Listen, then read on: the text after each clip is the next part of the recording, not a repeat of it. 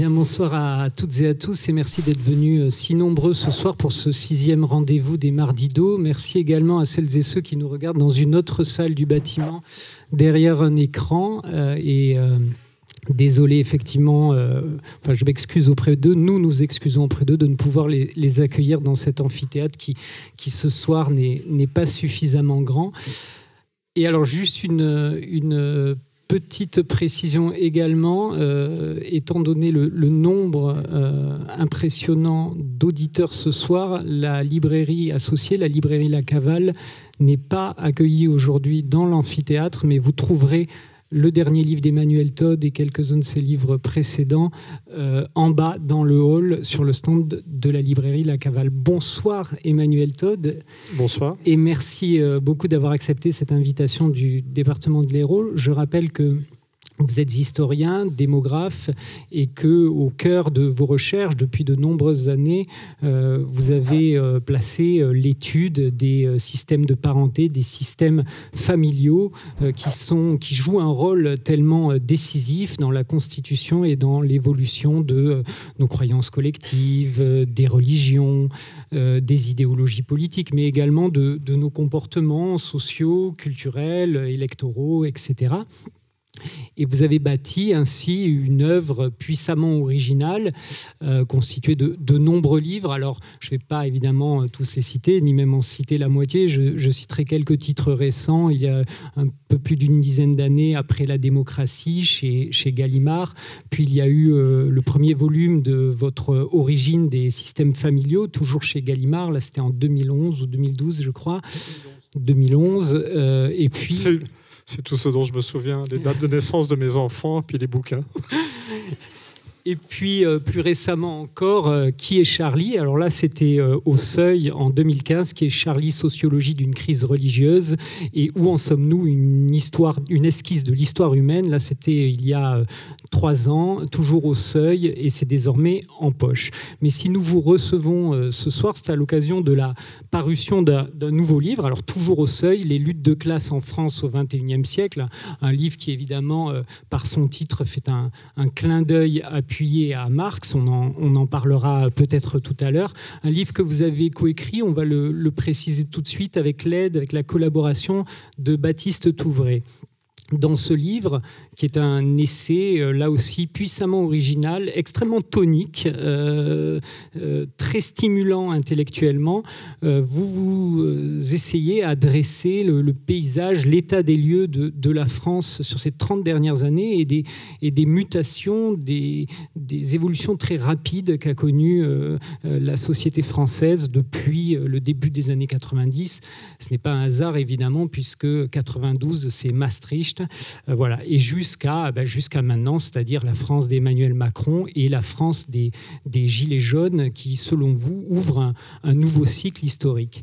Mais au-delà du tableau et de l'analyse de ce tableau et des conséquences de l'état de la France aujourd'hui, ce livre est également une entreprise de dévoilement des illusions et de ce que vous appelez la fausse conscience. Et vous serez sans doute amené à nous expliquer ce que vous entendez par là. Cette fausse conscience derrière laquelle se cache d'ailleurs inconsciemment chacune des classes sociales qui constituent notre pays.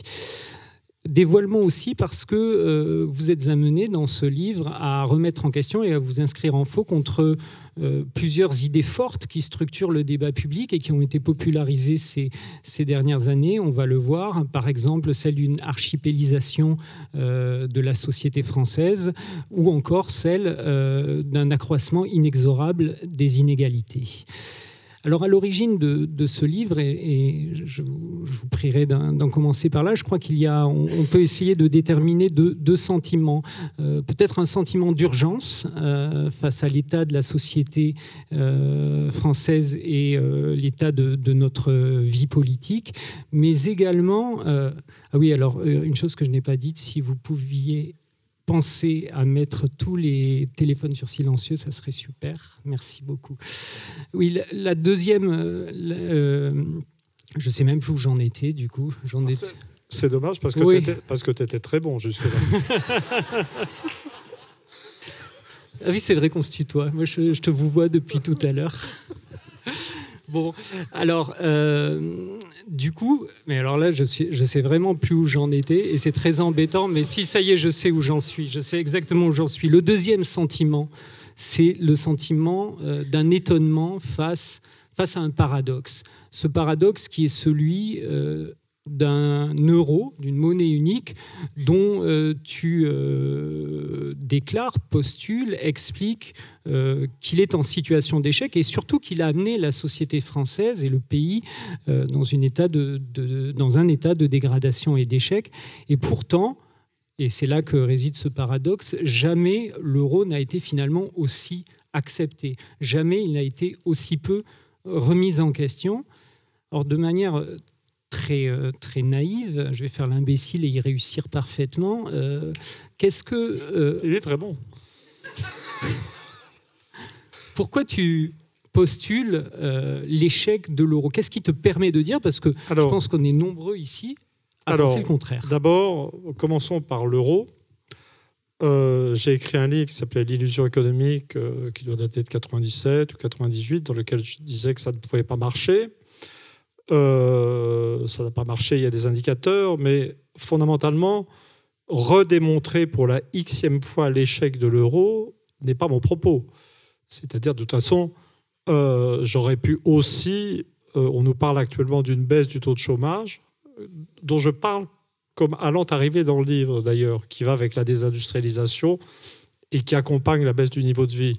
Mais on est une société qui a vécu pendant des décennies avec 9 à 10% de chômage, ce qui n'est pas discuté et ce qui suffirait à définir, la France est un pays de l'Europe du Nord avancé, le pays comme en état de fausse conscience et de folie. Mais là, dans ce livre-là, je me suis simplement... Moi, il faut voir que je suis très patriote français, j'aime mon pays, il n'y a pas de problème, je suis capable de parler d'amour de la patrie à l'ancienne, ça ne me gêne pas du tout, mais 95% des bouquins que je lis sont en anglais. J'ai été formé à la recherche à Cambridge, en Angleterre, et donc quand on travaille comme ça, on a accès à la littérature mondiale sur l'euro, et l'idée que l'euro est un échec cuisant est juste l'opinion dominante. C'est-à-dire que les économistes américains pensent que l'euro a détruit les économies de l'Europe du Sud, dont celle de la France. Les patrons allemands pensent ça, ils le publient, je l'évoque un peu dans mon bouquin. Les économistes suédois, il y a une grande école d'économie suédoise, pensent ça, et c'est pour ça que les Suédois, à aucun prix, n'ont voulu rentrer dans l'euro. Et en vérité, la croyance des Français en un éventuel, je ne parlerai pas succès, mais une éventuelle normalité de l'euro fait partie du problème. Mais ça n'est pas un problème économique, c'est un problème de pathologie socio-mentale pour moi. Vous voyez, c'est ça qu'il faut expliquer. Et donc j'arrive, une analyse de toutes sortes de choses dont on va reparler. Je voudrais quand même réévoquer le sentiment d'urgence et la façon dont le livre a été fabriqué, qui est très particulière, en fait. Le sentiment d'urgence, il est venu de... je ne sais pas, je suis historien quand même, et l'instinct historique, on l'a ou on ne l'a pas. Donc, quand je suis tombé... moi, mon premier livre, d'ailleurs, que j'ai écrit quand j'avais 25 ans, essai sur la décomposition de la sphère soviétique, la chute finale, j'avais fait un voyage en Hongrie, à la poursuite inutile d'une jeune Hongroise, d'ailleurs. C'est l'un des innombrables bits de mon existence. Et donc, je veux dire, on ne peut pas avoir tous les talents. Hein. Bon, et j'étais tombé sur la hausse du taux de mortalité infantile, russe, ukrainien, etc. Et je me suis dit, il se passe quelque chose, on est dans un basculement. À l'époque où tout le monde disait que l'Union soviétique allait envahir la planète entière, etc. Là, bon, il y a d'autres exemples comme ça. Même chose sur après l'Empire pour les États-Unis. Bon. Mais là, en fait, le phénomène gilet jaune, alors qu'il était visible et massif, c'est quand même, je veux dire, c'est même pas la peine d'avoir un gros instinct historique pour se rendre compte qu'il s'est passé quelque chose avec le phénomène gilet jaune qui a quand même cassé le gouvernement. Et je me suis dit, non, il se passe quelque chose. Il faut que je regarde. Je travaillais sur le néolithique européen à l'époque. Je me suis pris de passion pour le néolithique. 5000 ans d'histoire. C'est là-dessus que je travaille. J'étais plus tellement au fait de ce qui se passait. Et je me suis dit, non, mais il faut que je regarde les chiffres, il faut que je regarde ce qui se passe.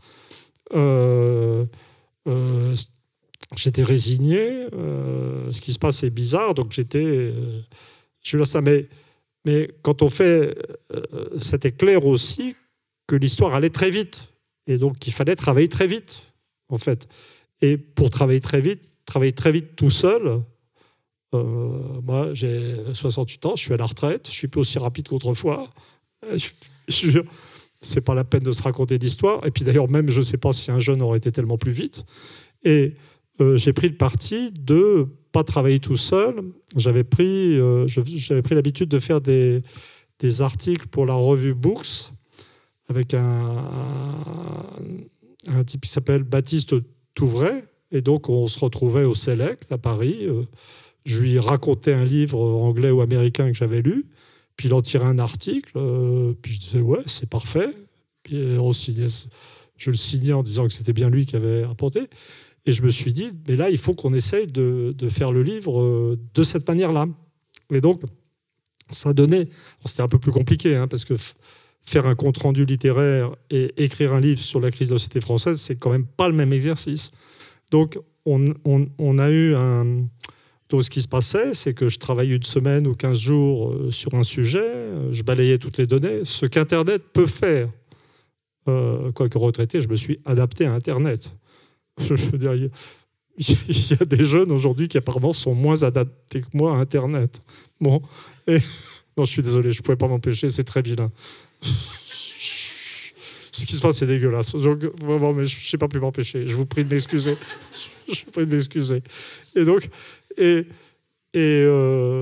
donc je balayais toutes les données, donc dans l'ordre évolution économique, évolution industrielle, évolution du niveau de vie, évolution des prix, évolution de la structure sociale, des mouvements des catégories socio-professionnelles, évolution du mouvement éducatif, et puis ensuite évolution mentale, évolution des taux de suicide, avec en plus de ça des lectures de fond, c'est-à-dire des livres sur la critique des indicateurs de prix INSEE de Herlin. J'ai lu les bouquins d'Ehrenberg sur l'homme fatigué. Et puis ensuite, il fallait faire j'ai fait un récit, une partie historique de la pseudo-démocratie des années d'après la fondation de l'euro, et puis la crise finale. Ça fait beaucoup, beaucoup de travail. Et donc, ce qu'on faisait, c'est que je mettais dans ma tête ce qu'il fallait comme données, et puis je dictais à Baptiste, qui n'est pas un petit calibre. D'abord, il connaît tous mes livres par cœur. C'est un normalien Ulm. C'est pas, il écrit des romans. Enfin, c'est un calibre aussi. Enfin, faut voir c'est pas juste, voilà. Et donc, je lui dictais ça, et puis il me faisait une première mise en forme, chapitre par chapitre. Je lui faisais une conférence de 2-3 heures par chapitre, que je ne regardais pas. J'ai regardé à la moitié, j'ai tout réécrit à la moitié. Et puis la deuxième moitié du livre, j'ai aussi tout réécrit. Donc je n'ai pas réécrit chapitre par chapitre. Mais ça a donné un rythme particulier. Et puis, c'est surtout, je m'étais rendu compte que quand je faisais des conférences avant, il me venait des idées que je n'avais pas quand j'écrivais directement. Donc, ce n'est pas juste un gain de rapidité, c'est que ça, ce que je le dis dans l'intro, il y a quelque chose de libération de l'esprit dans le fait de délivrer une analyse à l'oral. Mais il y a d'autres choses dans ce livre. C'est un livre que j'ai écrit moi, avec l'aide de Baptiste, il a peut-être 37, 38 ans, j'en sais rien. Voilà. Mais j'ai aussi été aidé par d'autres personnes, je le dis. C'est-à-dire que un jour, je fais une conférence, un débat avec Marcel Gauchet, où je me lamente de ne pas trouver tel ou tel type de données. Et puis, je reçois une lettre où un jeune géographe me dit « Mais moi, j'ai des cartes des gilets jaunes, d'après l'analyse des groupes Facebook, est-ce que ça vous intéresse ?» Tu parles que ça m'intéresse. Voilà. Donc il y a des cartes complètement originales, du moment où un type me dit, sorti d'une conférence, la même d'ailleurs, me dit sur les banlieues, les gens disent n'importe quoi. Les banlieues n'étaient pas du tout hostiles aux gilets jaunes, comme l'étaient comme ils étaient au mouvement Charlie, en fait. C'était tout à fait autre chose. Donc je lui dis, mais c'est bien de me le dire, mais il faut me le prouver. Il me revient avec un mémoire de 40 pages d'interviews de gens des banlieues et d'analyse du rap pour montrer des choses. Je n'étais pas tout seul.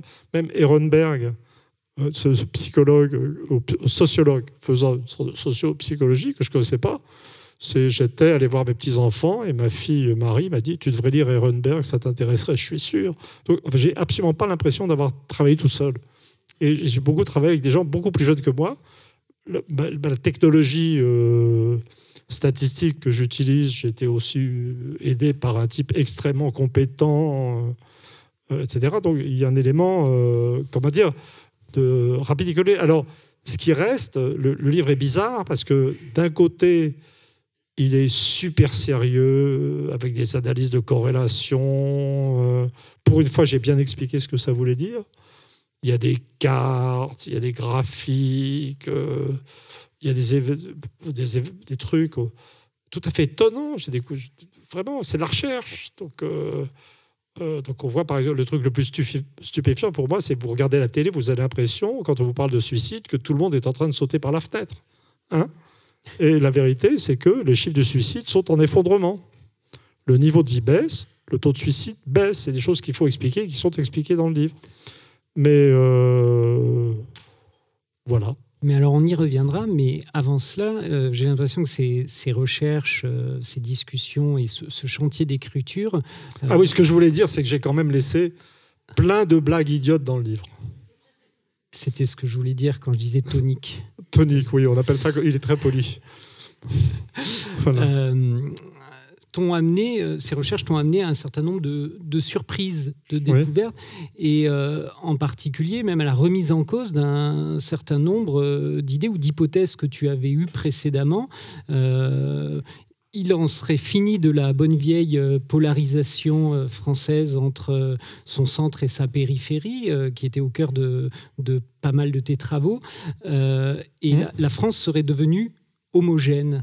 Alors, c'est vrai qu'une bonne partie de mon travail, depuis que j'avais fait avec Hervé Lebras l'invention de la France, en 1981, quelquefois quand je dis j'ai écrit un livre en 1981, ça me fait peur de donner cette date. En fait, j'en ai déjà fait un en 76, donc c'est encore plus terrifiant. Voilà. Et l'une des choses qui était frappante dans le cas de la France, c'était qu'il y avait une géographie familiale et religieuse qui se combinaient. C'est-à-dire que les structures familiales servent de pivot à la géographie religieuse qui déborde par des phénomènes de diffusion. Mais moi, mon truc, c'était plutôt les structures familiales. J'ai fait ma thèse à Cambridge sur les structures familiales. Le seul domaine dans lequel je n'accepterai jamais... Dans le domaine des structures familiales, je veux bien me tromper, mais je dois être le premier à trouver l'erreur. Vous voyez ? C'est ça la règle. Voilà. Sur les autres domaines, si c'est un autre qui voit que j'ai écrit une bêtise, ça ne me dérange pas du tout. Sur les structures familiales, je serais vraiment vexé si je ne suis pas le premier à voir l'erreur. Mais donc, il y avait cette diversité tout à fait étonnante et dont, je dirais, le symbole... plutôt, c'est une diversité organisée autour d'une polarité. La polarité, c'est un bassin parisien libéral égalitaire, famille nucléaire égalitaire, et un sud-ouest, mettons centré sur Toulouse, avec la famille souche, c'est-à-dire un système à maison, l'hostal, primogéniture masculine. Et ce qui rendait facile de démontrer la persistance de cette polarité, c'était que les régions de France continuaient à produire des indicateurs de fécondité, des nombres d'enfants par femme très différents. 2 ou plus au nord, bassin parisien, et 1,5, parfois 1,4 dans le sud-ouest. Alors, ça n'est pas parce que les gens du sud-ouest avaient remplacé l'héritier unique par le fils unique. Hein. C'est que le le statut des femmes était différent, puis les gens de familles souches du Midi faisaient plus d'études et que ça faisait baisser la fécondité. Mais c'était un modèle très puissant parce que les pays de familles souches comme l'Allemagne ou le Japon faisaient du 1,4, 1,5. Et les pays de familles nucléaires comme l'Angleterre ou les États-Unis faisaient du 2. Donc on pouvait dire, à l'intérieur de la France, il y a autant de... Voilà. Et là, en fait, je me suis aperçu que ça n'était plus vrai. Donc pour moi, je suis furieux. L'autre jour, j'ai fait un exposé à Auch, dans le Gers, et j'ai oublié de dire que c'était la hausse de la fécondité dans le Gers qui m'avait fait basculer dans une vision nouvelle des structures familiales françaises actuelles. J'y étais et j'ai oublié de le dire. C'est vraiment affreux. Alors, honnêtement, je pense j'aurais pu le voir plus tôt. Vous voyez, dans Le Mystère français, le bouquin que j'avais fait avec Le Braz, les chiffres étaient déjà là. Mais je ne l'avais pas vu pour 2 raisons. La première raison, c'est qu'il y avait une technique d'analyse de la fécondité au niveau communal lycée, mise au point par Hervé, qui rendait les choses moins visibles. Et la deuxième raison pour laquelle je n'avais pas vu cette homogénéisation, c'est que c'est Hervé qui s'était occupé de la fécondité dans ce bouquin. Voilà. Donc, mais c'est très... Alors, par contre, la vraie question qui est posée, c'est que donc, si vous avez... Imaginez une France où vous avez, en simplifiant énormément, une périphérie, un cœur libéral égalitaire, avec la façade méditerranéenne. Montpellier va être typiquement... Je sais que la plupart des Montpelliérains ne sont plus du tout de Montpellier, donc ça n'a plus aucune importance, mais je veux dire, il y avait une sorte de... Montpellier, c'est une sorte de pointe qui arrive. Donc, si on regarde vers les Cévennes, on a la famille souche. Et puis, si on regarde vers la côte, on a l'autre système. Donc, Montpellier, c'est pas comme Toulouse. C'est pas bon pour que les gens aient les idées claires sur le sujet, hein, dans mon souvenir. Mais imaginez, vous avez, en simplifiant, un centre libéral égalitaire, une façade méditerranéenne libérale égalitaire, et puis une périphérie hors côte méditerranéenne, plus autoritaire, inégalitaire, hiérarchique. Donc vous dites, on ne voit plus la différence maintenant. Mais qu'est-ce que ça veut dire en termes de valeur ? Je veux dire, qu'est-ce qui s'est passé ? Alors, l'hypothèse que je fais, mais ça n'est qu'une hypothèse, c'est que l'un des bouleversements que la France a vécu dans la période, c'est le développement des études supérieures et une sorte de nouveau tri de la société par les études supérieures. Et ce qui me... c'est une hypothèse. Hein. Bon, dans un jeu télévisé, je dirais c'est ça. Mais là, on n'est pas dans un jeu télévisé. Donc je dis c'est une hypothèse. C'est que les valeurs autoritaires et inégalitaires se sont concentrées dans le tiers supérieur de la société et les valeurs libérales égalitaires se sont diffusées dans le tiers inférieur, mais sur toute la surface du territoire. Alors, où est la limite ? Vous voyez, j'ai laissé le tiers du milieu, mais quand vous en arrivez à analyser le mouvement des Gilets jaunes, qui effectivement s'est déplacé dans l'espace national comme s'il n'y avait plus de région, vous pouvez dire ça marche bien, le libéralisme égalitaire, les Gilets jaunes y étaient. Et pour la rigidification hiérarchique et un peu méprisante du tiers supérieur éduqué de la société, plus une sympathie mal définie, vous l'aviez partout sur le territoire. Donc ça marche assez bien. Mais c'est des questions de recherche. Et en fait, le livre ne cherche pas à dire c'est comme ça, j'ai raison. Enfin, c'est vraiment cet effet très vite, je pense, de mon point de vue, assez honnêtement. Et je pense que des gens peuvent lire des choses différentes dans le livre, en fait, et s'intéresser à des choses différentes. Alors, tu as commencé à en parler. J'aimerais qu'on approfondisse la question, effectivement, des différentes classes sociales qui, selon toi, désormais composent cette société française. Je vais les énumérer et peut-être que tu peux les commenter au fur et à mesure. Avec plaisir. Tu pars d'en bas ou d'en haut ? D'en haut. Très bien. Alors, tout en haut, à la pointe... Commençons par les plus bêtes. Une aristocratie stato-financière. Oui. Alors, ma terminologie est quand même, je me suis beaucoup inspiré du 18 Brumaire de Marx. C'est une interprétation assez... j'ai eu une très bonne culture marxiste. J'ai commencé mon enfance politique au Parti communiste, donc je suis un marxiste plus solide qu'il n'apparaît dans le livre, en fait. Si je veux. Les structures familiales, c'est le contraire du marxisme, mais je connais bien quand même, en fait. Et donc, aristocratie stato-financière, ça renvoie à ce que dans Marx, on appellera l'aristocratie financière. Mais je pense que l'une des grandes illusions, c'est l'un des deux dévoilements fondamentaux du bouquin.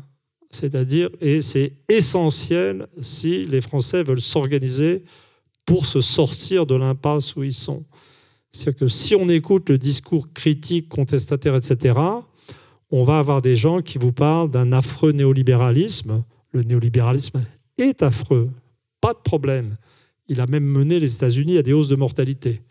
Et les Anglais ne se sentent pas très bien non plus. Donc je ne suis pas du tout en train de dire que le néolibéralisme est super génial. Mais en France, c'est pas ça qu'on a. On n'a pas la montée des inégalités qui va avec le néolibéralisme. C'est-à-dire les 1 ou 0,1% d'en haut, oui, sans doute un peu, mais les 10, 20% qui ont aussi décroché du reste de la structure sociale dans le monde anglo-américain, ça n'est pas le cas ici. Et puis surtout, les gens qui sont aux commandes en France ne sont pas des vrais capitalistes. Ce sont des types qui sortent de l'ENA, de la botte de l'ENA, qui, dans leur tête, se pensent néolibéraux. Ils veulent privatiser, ils veulent vendre les aéroports, ils veulent flexibiliser le marché du travail. Mais en fait, quand vous avez fait l'ENA, vous ne savez pas ce que c'est que l'économie réelle. Vous voyez ? En fait, ce sont des hauts fonctionnaires, je veux dire, qui ont une mentalité de fonctionnaires. Et d'ailleurs, l'euro est une monnaie de fonctionnaires, de gens qui pensent que l'État peut décider ce qu'est la monnaie, quel que soit le pays. Et donc, on a une classe supérieure, aristocratie stato-financière, qui est en état de fausse conscience absolue. Et Macron, qu'on nous a vendu comme le candidat de la Startup Nation, etc., est juste un haut fonctionnaire. Le fait qu'il soit passé par la banque ne change rien. Je veux dire, pour lui, être banquier, ça doit être faire des tours de table. Et la vie de tous ces gens, donc les banques sont dominées par l'État. Donc vous avez, prenez l'inspection des finances, les mecs qui sortent dans la botte de l'ENA, et ils sont jeunes, donc ils entrent dans la fonction publique en faisant de la vérif, c'est-à-dire en vérifiant que les comptes sont équilibrés, et puis ils vont à Bercy, puis quand ils sont grands et s'ils ont été sages, enfin encore plus sages, parce que pour rentrer à l'ENA et arriver là, il faut déjà être assez sage au départ. Bon, et leurs aînés qui ont été faire de l'argent dans la banque, une banque qui a été nationalisée, puis privatisée par Bercy, en fait, etc., les appellent, et donc ils vont faire de l'argent. Donc, ce qu'ils pensent être le capitalisme, c'est aller se faire de l'argent aux frais de l'État. Ça ne s'appelle pas le capitalisme, ça s'appelle la corruption. C'est tout à fait autre chose comme concept. Vous voyez c'est bien. Et donc, et puis ensuite, en fin de carrière, ils vont se remettre au chaud dans le secteur public. Et donc, c'est pour ça que je les appelle aristocratie stato-financière. Mais j'ai fini par percer le moyen ultime de la dysfonction éducative majeure du système français. Regardez, mais il faut accepter ce que j'évoquais au début, l'axiome de ce que l'euro ne fonctionne pas. 10%, 9% de chômage pendant des décennies, tout le monde est d'accord à l'extérieur.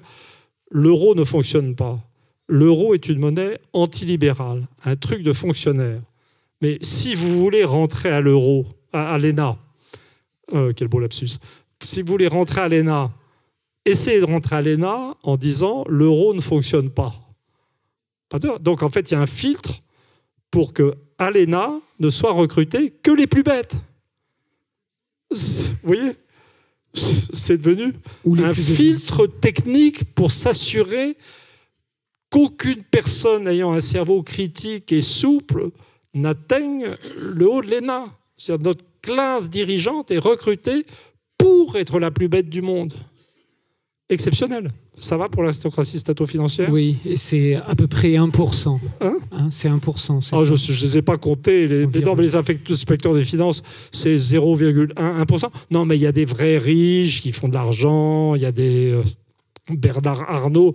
Je ne suis pas aveugle à la diversité des choses. Ce que je veux dire, c'est les gens qui sont aux commandes en France, ça n'est pas le secteur privé.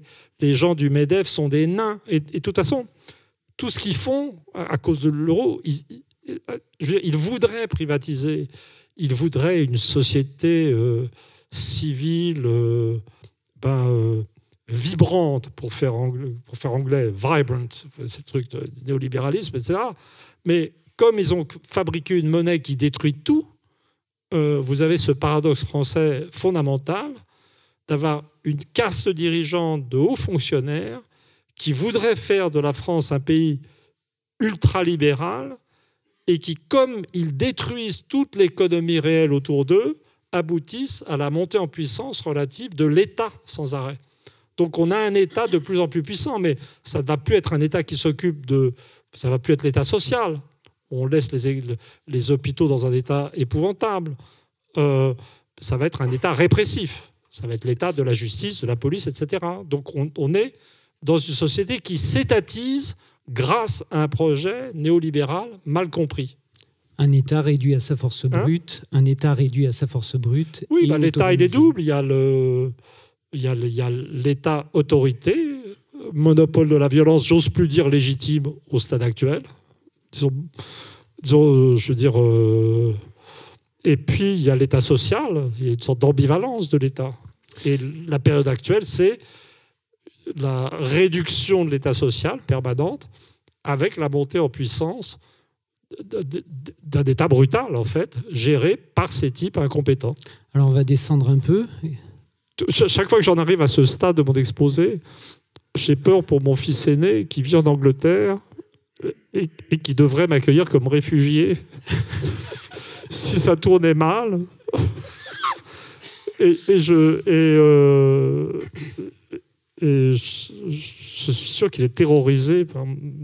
Pardon.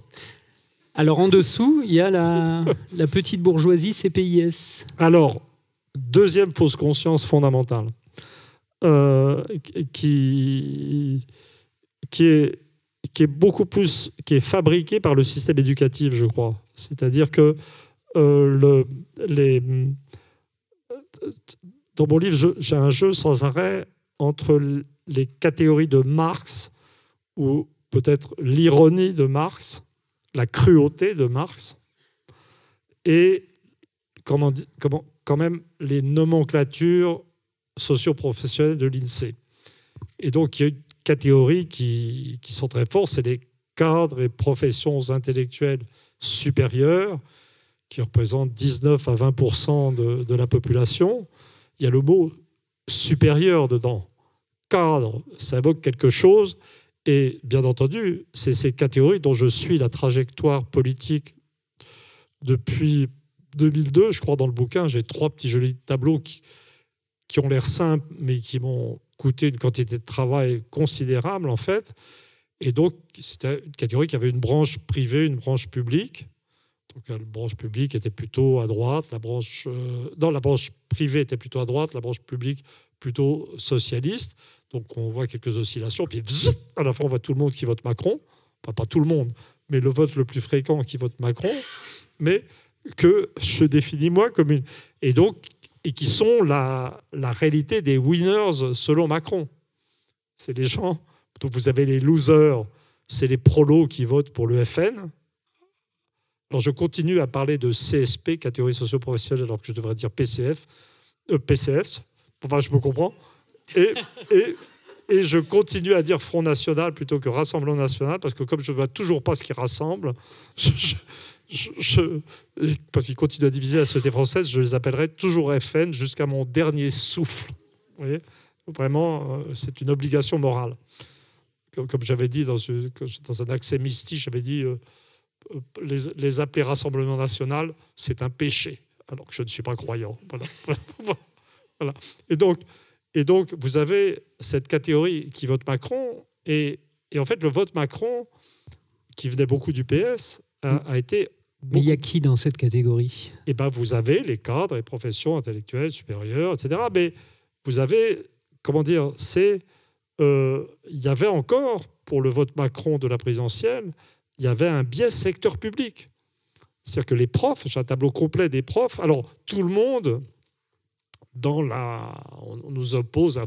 m'oppose à Fourquet, l'auteur de l'Archipel français,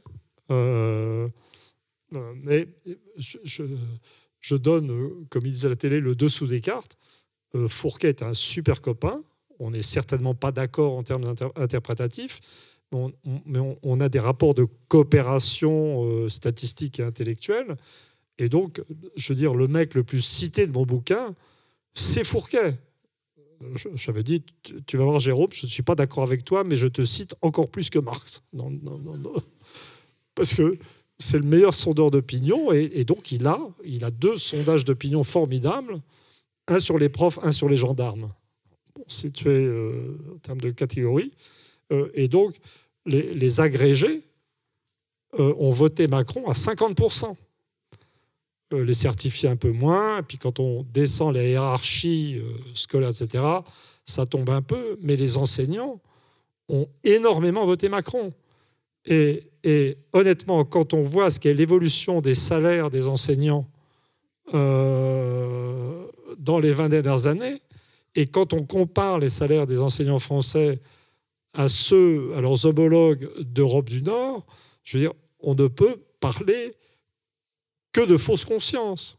C'est-à-dire se penser comme winner avec un salaire de certifié, c'est juste au-delà de la... Vous voyez ? Et donc, évidemment, c'est une fausse conscience qui est quand même ancrée dans quelque chose qui a été important et qui l'est de moins en moins, qui est la stratification éducative. C'est vrai que les gens qui ont fait des études supérieures ont fini par se penser supérieurs. Et il y a eu une époque où avoir fait des études supérieures vous mettait dans une position économique supérieure.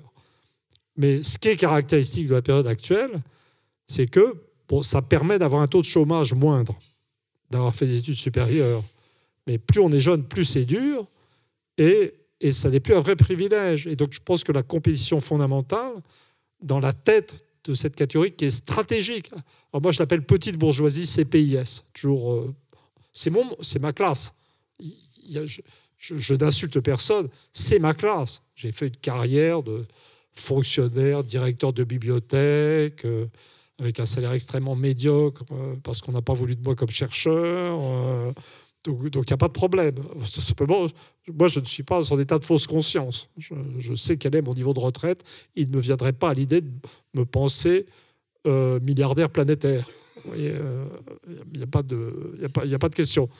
Voilà. Et donc, alors là, c'est depuis, dans le livre, je présente ce groupe comme en état de fausse conscience, mais ce qui est fantastique, et c'est là que se justifie le fait que le livre a été fait très rapidement avec un sentiment d'accélération de l'histoire, c'est que après s'être attaqué au bas de la structure sociale avec ses taxes carburant, notre énarchie dont on ne comprend plus très bien, j'espère qu'on parlera de ses motivations profondes ensuite, et être vaincu par les Gilets jaunes et par l'arrivée d'une violence défensive au cœur de Paris, maintenant, avec la réforme des retraites,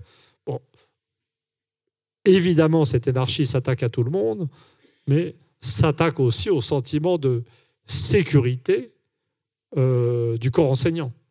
Et donc, tout se met à bouger très vite. Et je ne saurais pas dire actuellement ce qu'est l'état de conscience du corps enseignant sur la situation actuelle. Ça va vraiment trop vite maintenant. D'ailleurs, déjà lors des européennes, le vote avait déjà bougé, C'est-à-dire que les Européennes ont quand même, à mon avis, mais le mouvement européen ne s'est pas fait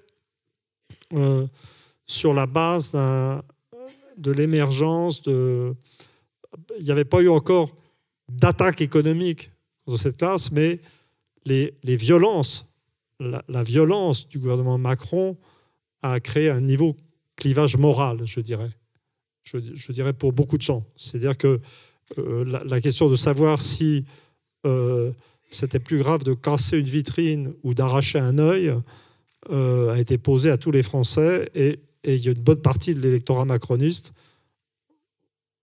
la partie la plus sympa de mon point de vue, effectivement, qui a considéré quand même que casser une vitrine, c'était pas l'affaire du siècle, et qu'arracher un œil ou une main, c'était plus grave. Et j'ai pas les chiffres, mais je suis prêt à parier que le corps enseignant a pas mal bougé sur la question. Alors, en dessous de cette petite bourgeoisie CPIS, il y a une grande majorité. Ça représente quoi, 50% environ? La majorité, en fait. La majorité atomisée.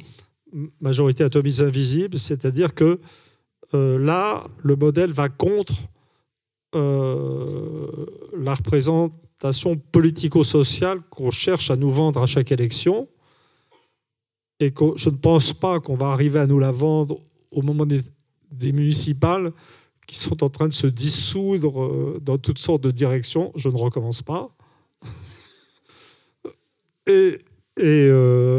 Mais à la présidentielle, on s'en sait parti. On va essayer de nous revendre la polarité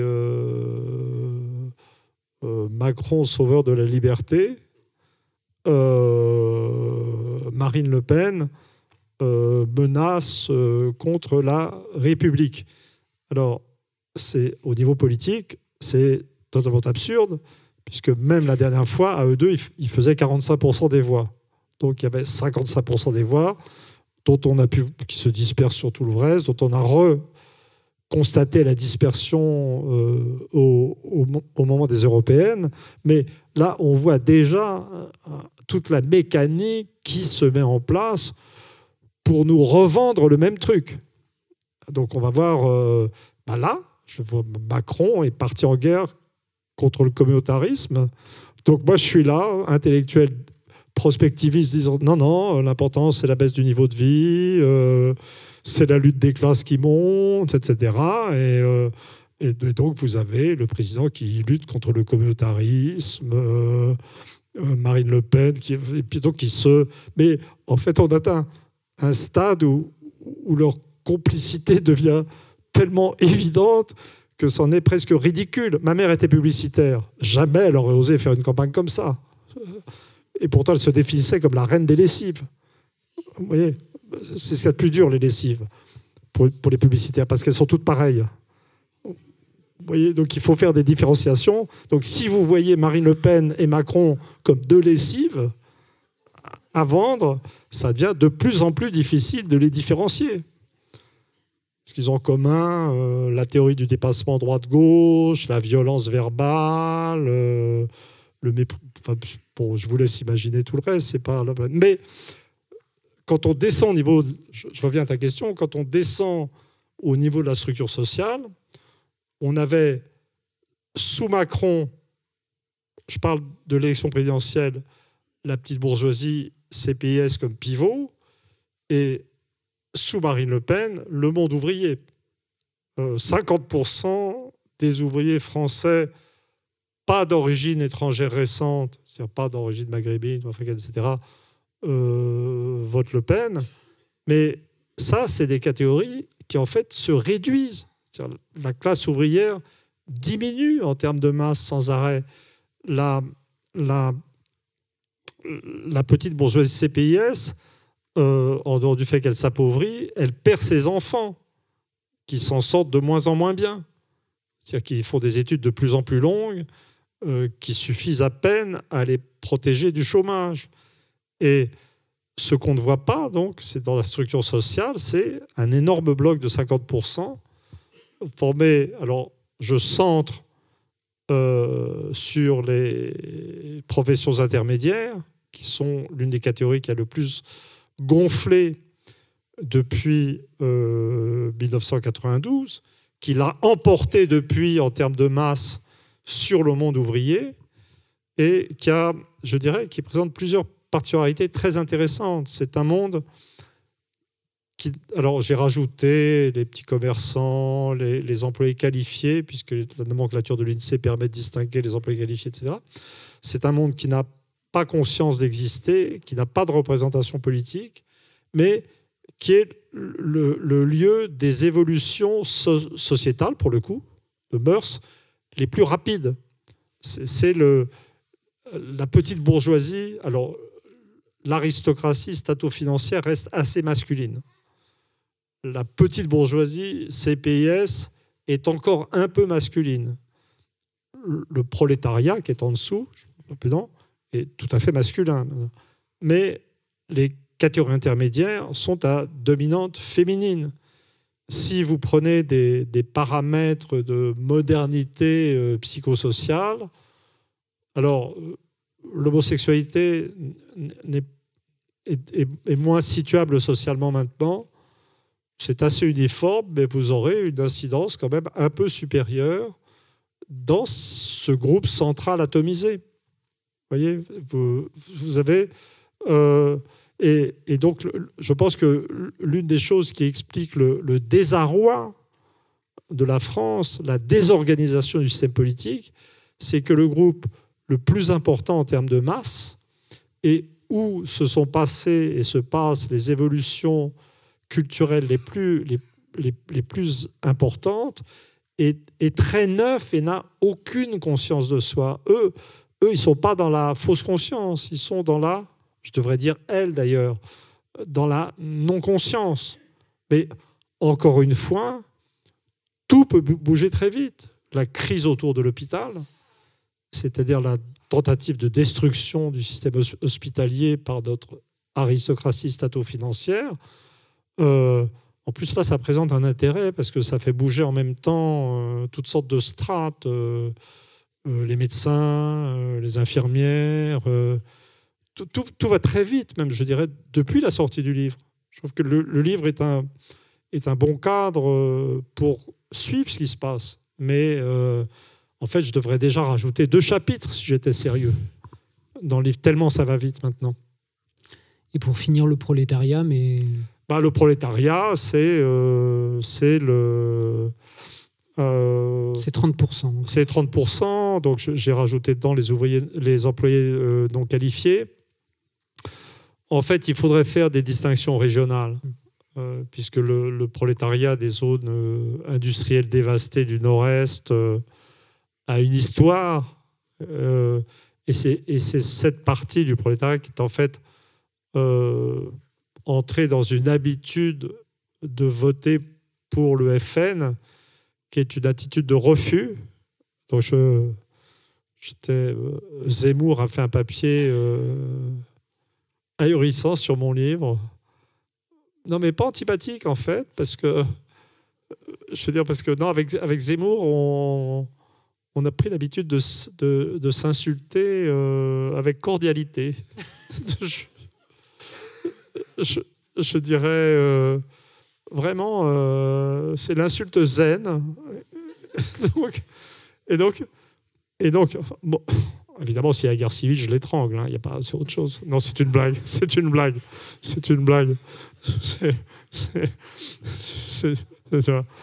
toute façon, il n'est pas bien lourd. Hein. Bon, enfin, je suis désolé. C'est la fatigue. Et donc, je n'ai pas dit ça pour mon procès. J'ai pas dit ça. Je retire tout ça. Je regrette. Bon, et c'est la fatigue. Et donc, il dit que je montre une... donc je parle de l'enfermement du vote Front National dans ces milieux comme d'un refus quiétiste du monde des dominants, en fait, comme une sorte de... Et que si on oubliait la dimension xénophobe du vote Front National, je veux dire, on pourrait même trouver dans ce refus quelque chose d'admirable. Et Zemmour se dit, mais Todd montre par certains moments, une empathie absolument incroyable vis-à-vis de ce monde. Mais c'est vrai, en fait, je suis assez empathique. Je pense que mon empathie maximale est vis-à-vis des souffrances psychiques des classes supérieures, dont je pense qu'elles vont vraiment pas bien dans leur tête. Mais on va y venir, oui. L'empathie est mon message. Alors, juste avant de faire un peu de psychopathologie, une question quand même. Il est bien question de ruissellement dans ce livre, mais pas du ruissellement souhaité, qui serait le ruissellement de la richesse. Tu théorises un ruissellement du mépris, une cascade du mépris qui irait de... Une nouvelle théorie du ruissellement. D'ailleurs, je pense que l'expression est de Baptiste. Parce que Baptiste a rajouté quelques bonnes blagues. Et, je ne vois pas pourquoi je m'en serais privé. Non, mais c'est un exemple. Je donne un exemple du caractère coopératif parce que je me suis dit, j'ai pas le souvenir d'avoir sorti un truc aussi bon comme expression. Ça doit venir d'ailleurs, et avec lui, donc ça doit être lui. Il faudra que je vérifie. Oui, c'est-à-dire que ce qui caractérise la structure sociale actuelle, c'est que, en fait, il y en a qui sont dans la fausse conscience. Je dirais que le prolétariat est dans une conscience suicidaire, puisque son vote Front National ne sert à rien. Il y en a qui sont dans la non-conscience. Mais si on oublie cette espèce de masse centrale dont on ne sait pas tout ce qu'elle est, ce qui est vraiment frappant, c'est la façon dont j'ai généralisé la théorie du petit blanc. Vous savez, le petit blanc, c'est le type qui ne se sent pas bien, qui est économiquement exploité, et puis qui se retourne contre les Noirs pour se faire les nerfs. Et donc, il y a des gens... Alors, je ne sais pas comment ils sont arrivés à se convaincre de ce que les gens d'origine maghrébine étaient noirs, ce qui ne me frappe pas du tout. vu que moi-même, je ne me pense pas noir et pendant la guerre d'Algérie, quand j'étais enfant, tout le monde me traitait de salbico. Donc, en fait, vous voyez, mais quand même, bon, petite théorie du petit blanc, on la garde. Et donc vous avez théorie du petit blanc au premier degré. C'est, vous avez les ouvriers français qui ne se sentent pas bien et qui se retournent contre, pas simplement les immigrés d'origine maghrébine, mais les immigrés d'origine maghrébine, leurs enfants, leurs petits-enfants, enfin ça n'en finit pas maintenant. Hein. Bientôt ça va être contre mes propres petits-enfants, puisque j'ai 3 petits-enfants qui ont un père d'origine algérienne, donc ça commence à devenir n'importe quoi. Premier degré. Voilà. Et puis il y a, mais peut-être premier degré, le deuxième, plus on monte, plus c'est intéressant. Au-dessous, vous prenez les petits bourgeois CPIS, qui se pensent winners, mais en fait, c'est pas très clair quand on voit leurs revenus. Je ne sais pas s'il y a des certifiés dans la salle. C'est pas possible qu'il n'y en ait pas. Je veux dire, ils sont le cœur de la nation. J'ai même vécu avec l'une d'elles. Plus maintenant. Mais, bon... Pardon ? Voilà, non, mais je voulais pas de... c'est l'intimité. Bon, et donc dans ces, mais je pense pas qu'au corps enseignant, etc. Mais je pense à des cadres du privé qui vivent dans des open space où ils peuvent plus donner un coup de fil en privé, où ça devient impossible d'appeler tranquillement sa maîtresse ou son amant, enfin avec des conditions de travail très dégradées par rapport à autrefois. Je parle en retraité de tout, moi. Hein. Non. Je ne suis pas dans la vantardise, je suis dans la nostalgie. Qu'il n'y ait pas de malentendu. Et donc, je suis désolé, je ne sais pas ce que j'ai ce soir, c'est pas grave. Bon, et donc, je sens un public bienveillant. Et donc, bon, enfin, on verra. Et donc, ce groupe se sent mal, et je pense qu'une partie de son malaise est converti en mépris du prolo français, pas simplement du Front National ou du prolo qui vote Front National, mais donc le prolo qui vote Front National devient le noir d'un petit blanc au 2e degré. Vous voyez ? Et où l'important, et surtout que c'est une classe, on est dans un monde sans perspective. Je parle beaucoup de la disparition du religieux, des idéologies qui dépendaient contradictoirement du religieux. On est dans un monde qui ne va pas bien psychologiquement. L'individualisme à tout cran, ça ne va pas le faire. Je suis content d'avoir fait une remarque un peu légère sur les maîtresses et les amants pour montrer que je ne suis pas dans le puritanisme. C'est pas ça du tout. Bon, mais bon, quand même. Mais bon, l'absence de croyance collective, de foi en quoi que ce soit, c'est un problème. Et c'est pas souvent un problème chez les gens éduqués. Donc on se retourne. Petit blanc au deuxième degré qui se retourne contre le Front National et dont la détestation de ce que représente le Front National et son électorat devient une motivation en soi. Et alors ça m'est apparu. J'ai déterré un coefficient de corrélation entre le vote Macron et le vote Le Pen, tout à fait stupéfiant, qui est la découverte statistique fondamentale du bouquin. Alors, je ne sais pas si vous êtes familier du coefficient de corrélation, et je vous assure qu'on peut vivre sans des vies très complètes, mais quand on est statisticien, il vaut mieux maîtriser. Donc c'est un indicateur qui varie entre -1 et +1. Plus vous êtes proche de 1, plus les deux variables sont associées et varient ensemble. Si c'est +1, c'est corrélation positive. Si c'est -1, c'est corrélation négative. Mais en sciences sociales, quand on a 0,65, on est déjà bien content. À 0,80, c'est trop génial. Et si c'est au-dessus, j'étais arrivé à la conclusion qu'on avait fait une erreur et qu'on avait mesuré le même phénomène de deux façons différentes et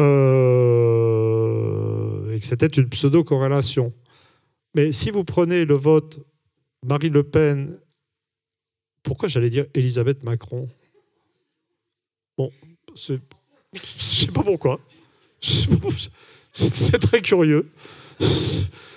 C'est le gratisme qui progresse à toute vitesse. Voilà. Et non, mais vraiment, sincèrement, ça n'a pas de sens. Je suis juste très inquiet pour moi-même. Et donc, ah oui, c'est parce que je ne veux pas l'appeler Emmanuel. Ça me fait trop de mal. Voilà. Donc j'ai pris un autre mot qui commençait par E. Et j'avais du mal parce que c'est une blessure personnelle. Et donc, et là, vous trouvez moins 0,93. C'est inimaginable pour un statisticien de métier de sciences sociales. C'est-à-dire, ça veut dire que pour avoir la variance expliquée, donc au niveau départemental, ça veut dire qu'en fait, si on vous donne le vote Le Pen d'un département, vous pouvez quasiment dire ce que sera le vote Macron. C'est-à-dire, ça fait 85 ou 86% de variance expliquée. Et ça, et comme le vote Le Pen est antérieur, Le Pen 2012, Le Pen 2017, coefficient de corrélation de 0,98. Normal, corrélé avec soi-même. Donc, vous savez que c'est le vote Front National qui existe. Et donc, vous avez la preuve que les gens qui ont voté Macron, vous pouvez comprendre pourquoi. Moi, j'écoutais Macron, je ne comprenais pas, il ne disait rien. En fait, il parlait tout seul pendant la campagne électorale. Il n'avait pas de projet. J'ai lu son livre, il n'y a rien dedans. Vous voyez, et quand même, il y a eu un vote. Et ce vote a eu un sens, une cartographie. Et cette cartographie était simplement le double négatif du vote Front National. Au premier tour, à une époque où il n'y a pas de risque de vote Front National. Et ça, à l'instinct, je reconnais qu'il y a un peu d'instinct là-dedans. Pour moi, ça a été le premier avertisseur du fait que le vote Macron et le vote Le Pen étaient la même chose, à un niveau profond. C'était la même chose. Une chose, pour moi, j'ai une règle absolue dans l'existence, une chose et son contraire sont très proches. Et ça n'est pas de la dialectique marxiste, c'est plutôt du Sacha Guitry. Hein. Dire le contraire de la vérité, c'est de l'approcher de très près, mais de dos. Je crois que c'est... Et donc voilà. Et donc ensuite, on fait la liste de ce qu'ils ont en commun. La théorie du dépassement droite-gauche. Mais le clivage droite-gauche, c'est la démocratie. L'autoritarisme, la violence, Benalla. Et puis au final, je le dis tout de suite avant d'oublier, parce que c'est devenu de plus en plus important. Donc, vous voyez, ce qu'on essaie de nous vendre dans nos postes de télévision ou de radio, c'est un affrontement horizontal entre Macron et Le Pen. D'accord ? Bon. Le Pen, c'est la menace contre la démocratie. Macron, c'est la défense de la démocratie. Ce qui est une blague. Comme l'euro empêche toute action gouvernementale efficace dans le domaine économique, il n'y a déjà plus de démocratie représentative. Il n'y a plus de démocratie à défendre, il n'y en a plus. On peut parler, on peut raconter ce qu'on veut, mais on ne peut rien faire. Donc il n'y a plus de démocratie à défendre. Voilà. Et donc on nous vend cet affrontement titanesque. Mais moi, depuis que j'ai vu encore les études de Fourquet, et pas sur les profs, que les gendarmes votaient à 50% pour le Front National, et une fois qu'on a constaté, alors honnêtement la police, ça ne doit pas être mieux, hein. Enfin, je ne peux pas imaginer comment ça serait possible que ça soit mieux. Si vous dites, vous avez une haute administration qui prend des mesures de destruction de la société civile d'un type ou d'un autre, et qui, face aux révoltes de la population, utilise une police qui donc cogne pour Macron et vote pour Le Pen, je veux dire, vous avez une vision tout à fait différente de la société politique française. Vous pouvez voter, mais ça n'aura aucune importance à cause de l'euro. Hein ? Et donc, on vous prendra des mesures de destruction de vos retraites, on vous enverra la police, etc. Mais ça sera une police envoyée par Macron, mais qui ira ensuite voter pour le Front National. Donc vous avez une vision verticalisée de la politique française qui me semble beaucoup plus réaliste que ce qu'on cherche à nous vendre dans le poste. Ça, c'est de la sociologie, c'est pas du complotisme. Alors je vois qu'on est en train de complètement déraper au niveau du temps.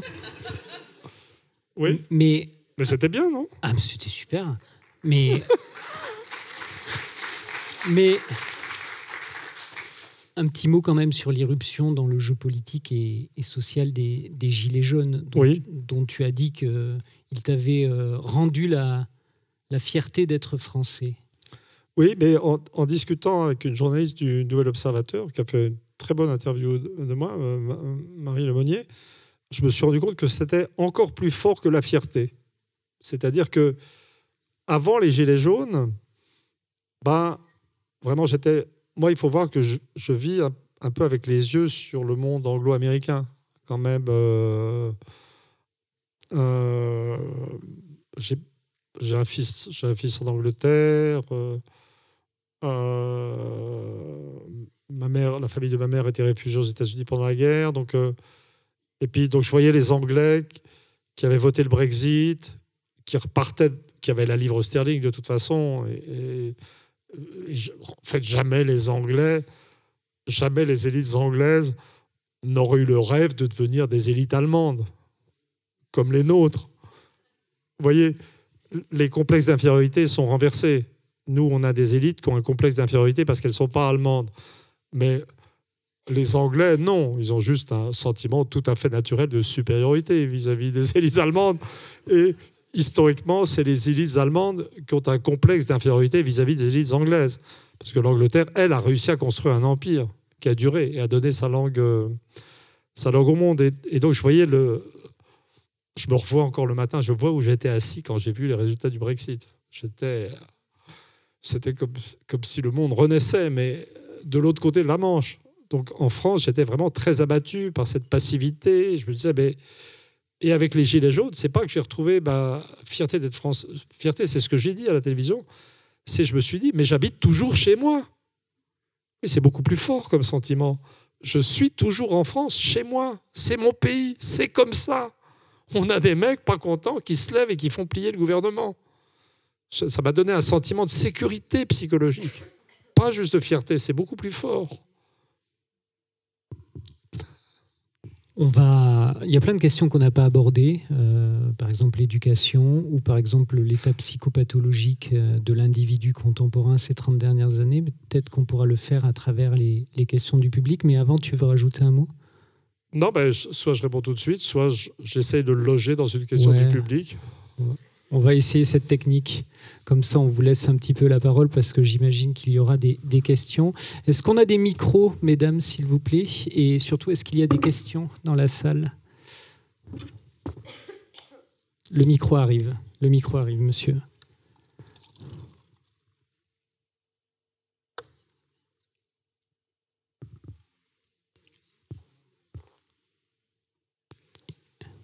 Là, tout de suite, le monsieur.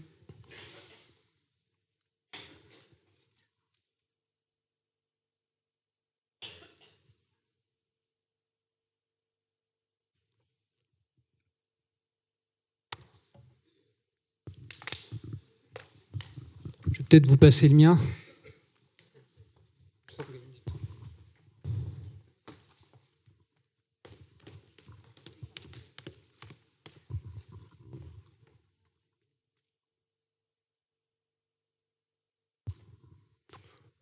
Bonsoir.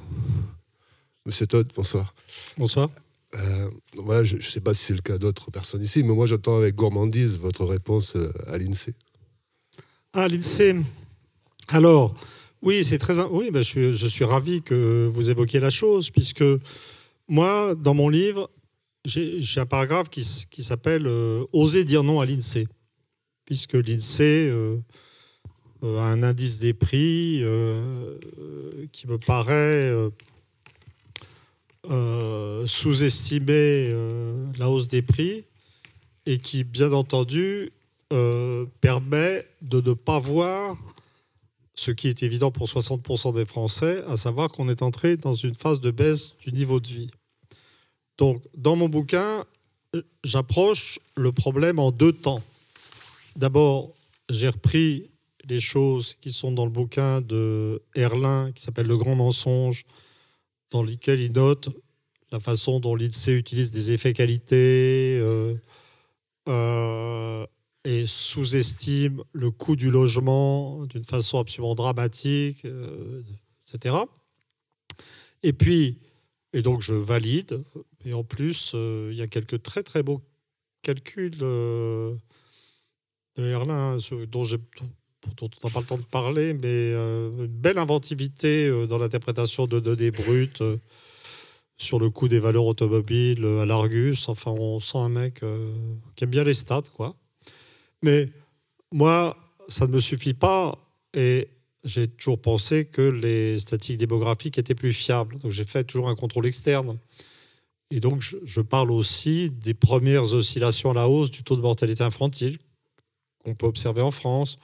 Je donne une carte du taux de mortalité infantile qui commence à avoir un sens en France. Pas des aléas, c'est les zones du nord-est qui vont pas bien. Je note, c'est aussi des chiffres INSEE démographiques, mais les chiffres démographiques, on ne peut pas les trafiquer parce que tout ce qui naît doit mourir et ça crée un principe de cohérence, certes regrettable pour les individus, mais qui est à la base d'un sentiment de sécurité pour les démographes. Puisque si un type, si on sous-estime un taux de mortalité, il y a un mec qui va manquer à l'arrivée. Vous voyez, donc c'est très... On voit aussi la baisse de la fécondité dans les années récentes. D'abord le quartile inférieur, puis le suivant, qui touche tous les groupes. Enfin, on voit plein de mouvements... Tout l'un des thèmes du livre, c'est les phénomènes de mouvement qui touchent toutes les catégories sociales de façon parallèle, indifférenciée, que ce soit la baisse du niveau éducatif, la baisse du niveau de vie, la baisse de la fécondité. Donc voilà, nous en sommes là. Et donc je me dis, faut accepter la réalité. Et puis de toute façon, en tant qu'historien... interpréter le mouvement des Gilets jaunes sur la base d'une augmentation du niveau de vie, je vais avoir du mal. Donc c'est le principe de cohérence factuelle. Et donc je dis oser dire non à l'INSEE. Et puis c'est dans le livre, voilà, très bien, tranquille. Et c'est un milieu que je connais bien, l'INSEE. L'INED, l'Institut national d'études démographiques, est une sorte de micro-structure qui avait des rapports, pas organiques, mais l'un des mecs qui est dans la direction de l'INSEE, qui lui, que je n'attaque pas du tout, est le type qui, quand il était à l'INED, a fini par me faire comprendre quelle était la différence entre la descendance finale et l'indicateur conjoncturel de fécondité. Donc c'est un milieu de proche pour moi. Et donc là, je vois avec ravissement l'INSEE publier un blog. Alors j'ai pas compris si le blog existait vraiment avant de me répondre ou s'il a été créé pour me répondre. Ce qui évidemment, parce qu'il y a 2 articles dedans qui semblent antérieurs, mais ma vanité naturelle préférait que l'INSEE ait fait un blog juste pour m'emmerder moi. Vous voyez, ça serait formidable. Donc il y a une sorte de longue note faite par un second couteau qui commence par « Oui, effectivement ». Alors, il s'abrite derrière toutes sortes d'instituts internationaux, de règles internationales. Alors, on se demande comment ils ont pu les suivre toutes à la fois, mais c'est comme ça. Et puis ils disent « Oui, effectivement, 6% seulement pour le prix du logement dans l'évolution des prix. C'est un peu surprenant au premier abord ». Mais alors ensuite, ils découpent en tranches. Alors, il y a les locataires du parc HLM, il y a les locataires du parc privé, il y a les accédants à la propriété, il y a les propriétaires. Bon, alors les accédants à la propriété, leurs emprunts, ça ne vaut pas parce que c'est un investissement en capital, donc ça ne compte pas. Vous voyez, c'est comme c'est réaliste comme truc, super réaliste. Et donc, quand on regarde ces chiffres, donc j'étais très content parce que je vous invite à aller regarder ce blog de l'INSEE. Vous verrez comment vous vous faites enfumer. Oui. Mais on peut accepter, on pourrait considérer que ce blog est, cet article dit quelque chose d'intéressant à 2 conditions. Alors d'abord, il faudrait partir du principe que la France est une société de caste où les gens ne changent jamais de catégorie statistique. Hein, et puis, une société qui ignore l'économie de marché et qui ignore l'existence d'un marché général du logement, etc. Donc, en fait, je pense que c'est un indicateur qui aurait présenté un certain intérêt dans l'Union soviétique de Léonid Brejnev. Voilà. Mais ça, c'est du détail et ce n'est pas mon sujet. Ce dont je suis vraiment content, c'est que ça venait pas du tout de l'INSEE en général, qui est rempli de gens très bien, qui n'ont souvent pas le droit de faire leur boulot correctement. Parce que l'INSEE, je l'analyse dans le bouquin, c'est une branche du ministère des Finances. C'est pas un truc indépendant, c'est une direction du ministère des Finances. C'est des mecs qui... Et j'avais déjà eu des expériences du temps où Montebourg était ministre de l'économie. J'avais, par un copain, essayé d'obtenir certains résultats de l'INSEE. Bon, je ne suis pas à l'aveugle dans ce truc-là. Mais, donc, ça vient de la direction de l'INSEE. Et donc, je me dis, tiens, je n'avais pas pensé à voir qui était la direction de l'INSEE en ce moment. Oui, il y a des trémolos sur l'indépendance de l'Institut aussi, au début de cette note. Et donc je vais voir Wikipédia, hein, un instrument de recherche indispensable, et je vois le directeur de l'INSEE, Jean-Luc Tavernier, c'est le mec qui fait les trémolos sur l'indépendance, présenté par Le Seu, là, c'est ça, comme... Maintenant, ça continue, la polémique, les vrais experts répondent aux amateurs, les vrais experts. Et je vois Jean-Luc Tavernier, l'un des co-auteurs du programme économique de Sarkozy. Donc, vous voyez, on est en pleine objectivité scientifique. Vous voyez ? Voilà. Et puis, encore plus fort, je retrouve une vieille connaissance. Je pense que j'avais polémiqué avec elle chez TADI, mais je ne me souviens plus très bien.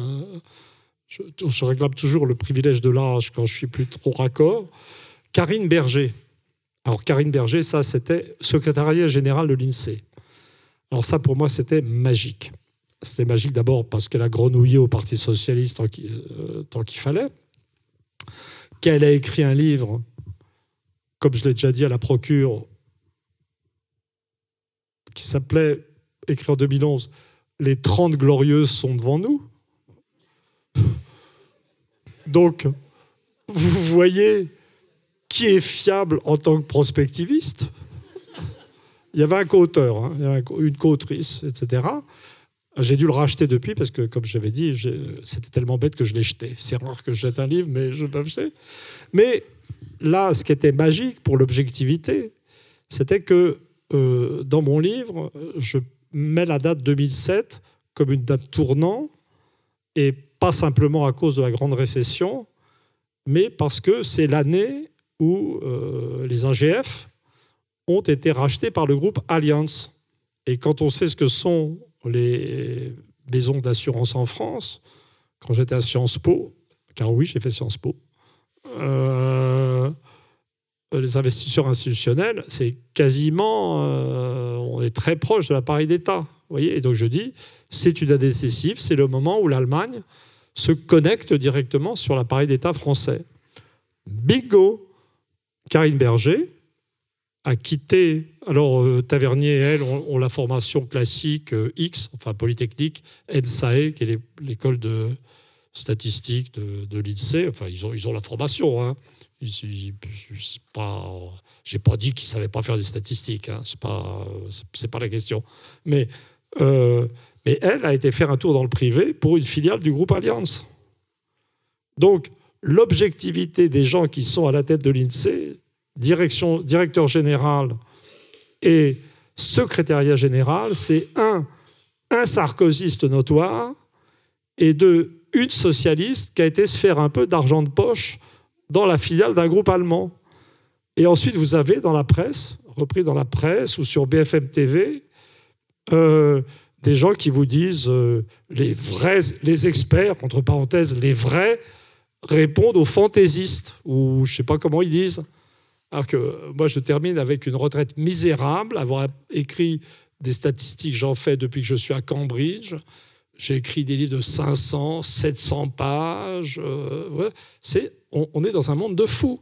Mais je suis vraiment très content que l'INSEE soit sorti, d'autant plus qu'il faut penser à l'INSEE.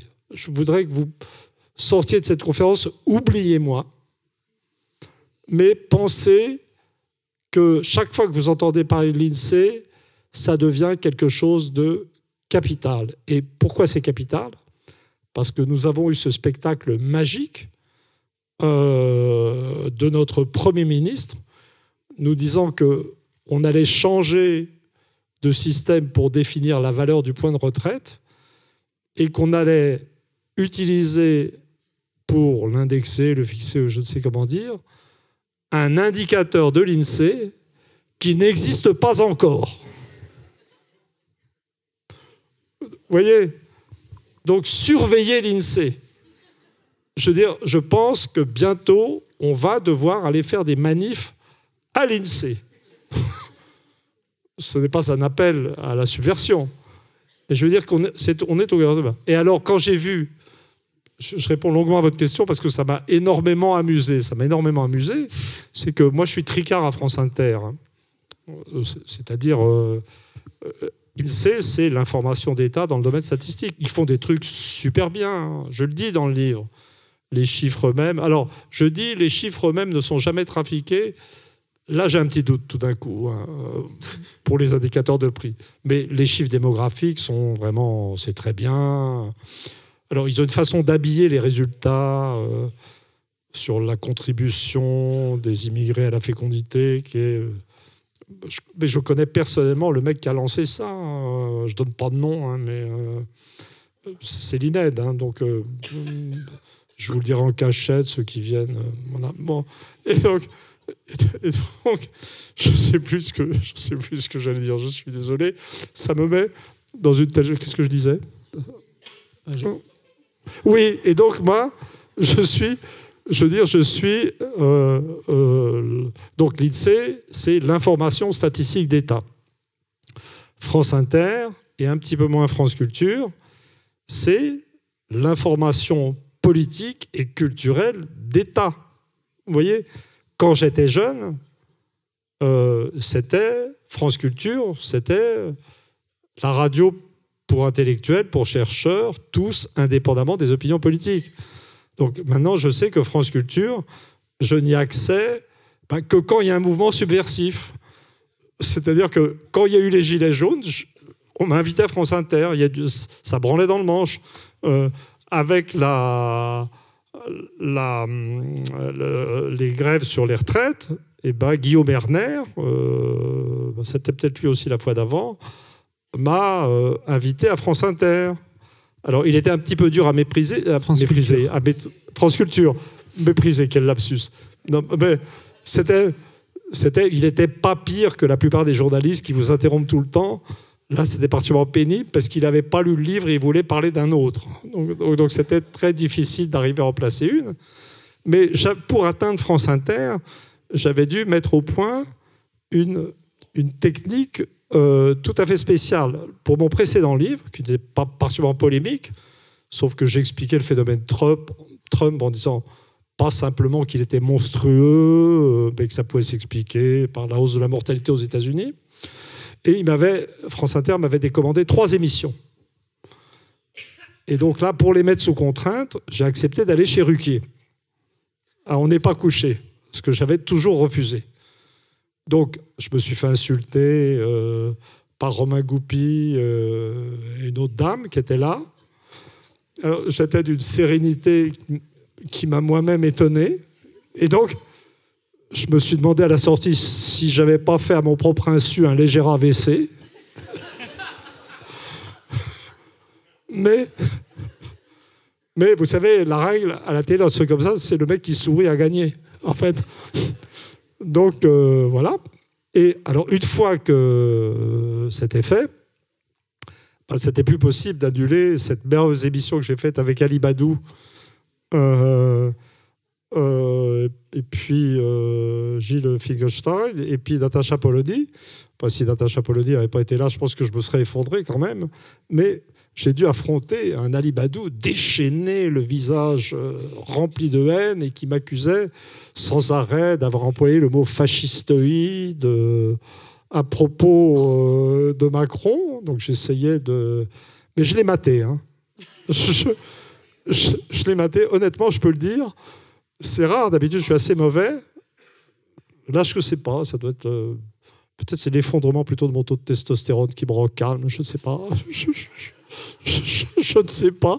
Mais il n'était pas bien à la fin. Mais quand même, il avait un comportement... Je n'ai pas eu la présence d'esprit de le dire, mais le problème, ce n'est pas le mot fascistoïde dans mon livre, c'est que vous avez un comportement de fasciste sur l'antenne. Vous voyez ? Et là, ensuite, quand j'ai vu France Inter prendre la défense de l'INSEE, je veux dire, quand vous voyez tous les instruments de l'État d'information qui se donnent la main les uns aux autres, mais vous dites, on est dans quel pays, là ? C'est quoi, la France ? Ça devient sérieux, en fait. Là, je rigole, je fais des blagues parce que je suis à la retraite et je m'en fous. Mais vous imaginez ce que c'est pour les jeunes qui ont des carrières à mener et qui doivent faire attention ? C'est affreux. C'est juste affreux. Tu vas avoir 5 minutes pour répondre à une deuxième et dernière question. Et après, vous pourrez retrouver Emmanuel Todd, qui signera ses livres. Quel bel exemple de logorée du vieillard. Mais honnêtement, avec le président qu'on a, je ne lui arrive... Je veux dire, si vous pensez au grand débat, je suis très en deçà de ce qu'il est capable de faire. Hein. Est-ce qu'on a une deuxième question ? Oui. Ici. Ah ben voilà, il était déjà là. Je suis désolé, on va rester sur l'INSEE. Donc vous allez pouvoir creuser la question. Oh ben non, peut-être c'est un peu dur là. Non, c'est pas de problème. Sinon j'aurais d'autres questions, mais elles sont moins précises. Là, elle était.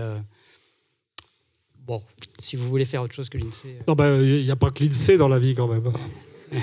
Moi, je vous propose de poser une autre question et vous viendrez poser la question INSEE en privé après. Ouais. Très bien, on fera comme ça. Mais sinon j'avais une autre question également. C'était une question terminologique sur... vous employez une de vos thèses centrales dans votre livre. C'est le fait que c'est l'État en fait qui domine, ou plutôt la classe qui domine l'État, qui domine l'ensemble de la société, et non pas des forces économiques néolibérales qui sont aux commandes. Mais alors moi je comprends tout à fait ce que vous dites par là, et je suis d'accord, mais sauf que j'appelle pas vraiment ça l'État en fait. C'est-à-dire que c'est la structure bureaucratique et également les forces de l'ordre, mais c'est pas ce qui caractérise l'État. Ce qui caractérise l'État, c'est sa souveraineté. Et c'est-à-dire avant l'État moderne, il y avait des tas de structures. Je sais pas moi, l'Empire chinois avait une structure bureaucratique, un monopole de la force. C'était pas un État. Ce qui caractérise l'État en Europe, c'est le concept juridique de souveraineté et le fait d'ouvrir politiquement tous les sujets à partir du moment où on estime qu'il y a un intérêt public à le faire et donc de politiser la société par la souveraineté. Et quand on fait comme vous, sur ce bouquin, en assimilant l'État juste à sa structure bureaucratique et aux forces de l'ordre, ça nous fait pas comprendre ce que vous dites pourtant en conclusion, à savoir quand un pays n'a pas son indépendance, eh bien il n'y a plus de politique. Eh bien, quand un État n'a plus qu'une structure bureaucratique... Vous ne seriez pas un peu chevènementiste sur les bords ? Non, quand j'ai besoin de rien, je peux compter sur Chevènement. Donc du coup j'ai compris que je ne pouvais pas être chevènementiste. Alors, je pense que c'est le débat fondamental. C'est-à-dire que l'État est fondamentalement ambivalent, de toute façon. L'État est violence et l'État est nécessaire à la société. C'est-à-dire, c'est comme la monnaie, d'ailleurs. Il y a une sorte d'ambivalence de la monnaie, il y a une ambivalence de l'État. Il faut un État, il faut un ordre public. Il y a l'État obésien, l'ordre public. Mais il y a quand même...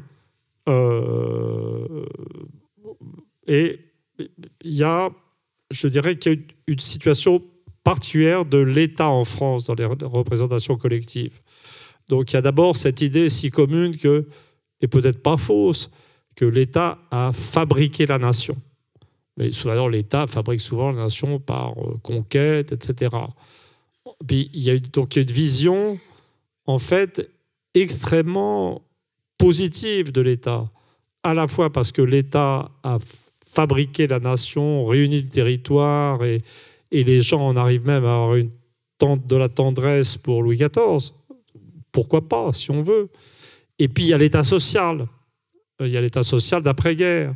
Donc, je pense que l'important, au stade actuel, c'est d'être à jour. C'est-à-dire que je ne vais pas vous dire que l'État ne sert à rien. Et je dis d'ailleurs très, très, très clairement dans le livre que si les Français ont le choix entre l'anarchie et l'État obésien qui maintient l'ordre, ils prendront l'État obésien. Et c'est pour ça qu'il y a des risques de coup d'État, en fait. Parce qu'une société a besoin d'ordre et a besoin d'un État. Donc, vous voyez, je suis capable de dire des choses nuancées.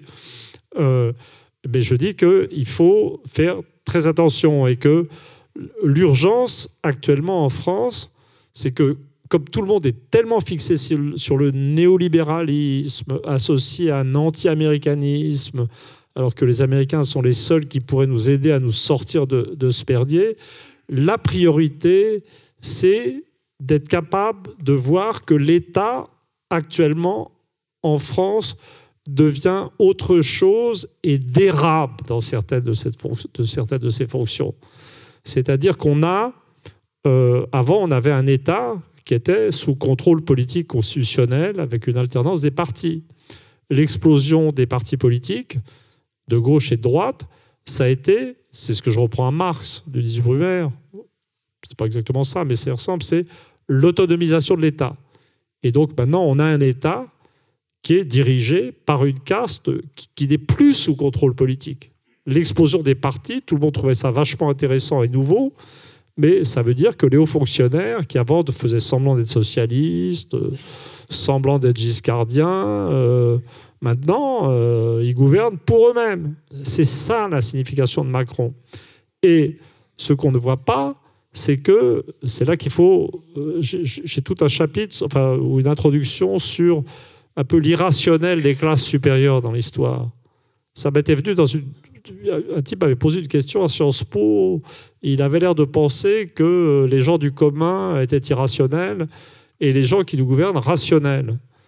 Et je lui disais, non, mais c'est le contraire. Les gens du commun, ils doivent gagner leur vie, équilibrer leurs comptes, payer leurs impôts. Ils sont dans une rationalité nécessaire. Hein ? Les gens, quand ils sont en haut, quand ils ont du pouvoir, quand ils ont trop de fric, etc., Ils ont l'esprit libre pour imaginer toutes sortes de choses. Alors ça peut être sympa, ça peut être le mécénat des Médicis, ça peut être le christianisme dans certaines phases de l'Empire romain. Le plus souvent, c'est des délires assez menaçants. Et là, je pense que ce qui est en train de se passer en France, et c'est là qu'est l'urgence, l'urgence, c'est de voir qu'on a une caste dirigeante qui est en train de perdre les pédales. Je suis désolé, le comportement de Macron n'est pas normal. Le comportement de Benalla n'est pas normal. La suppression des retraites, parce qu'on nous dit retraite universelle à point. Alors, universelle, pas question. Donc là, je vous relate les phases de ma réflexion sur la retraite universelle. D'abord, le mot universel me défrisait, parce que c'est beau, etc. Donc j'ai commencé...